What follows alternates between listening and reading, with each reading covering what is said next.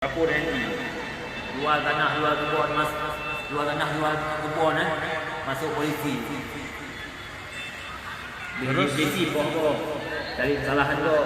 Jadi kenapa salah polisi ini kepada anda? Kenapa Dia polisi yang salah. Kenapa salah polisi? Dia yang salah.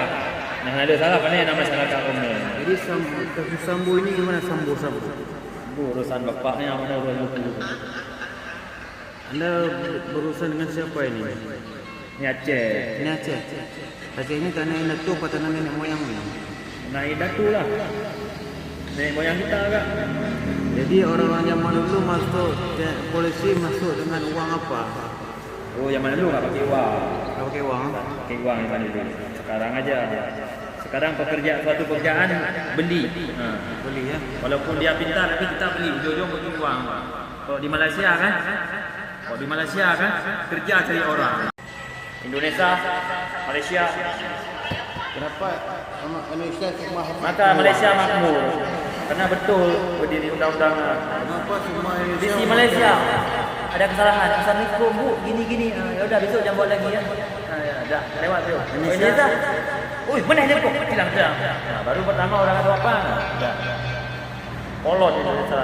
Maka zaman sekarang Indonesia mana senang-senang. Dari Ibu Putin Soeharto sampai nenek moyangnya enggak senang. Katanya Tapi Aceh Kopi enggak senang. Indonesia negara terkaya. Aceh yang kaya bukan Indonesia. Cuman Aceh kan yang dibodohi sama orang.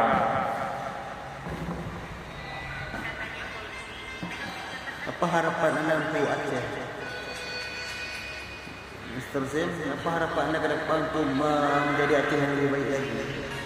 Supaya ada Aceh baik lagi. Yang paling atas apa? Paling atas. Apa yang paling atas? Kalau pemimpin benar, rakyatnya semua benar. Jadi polisi Pemimpin ibarat orang tua kita.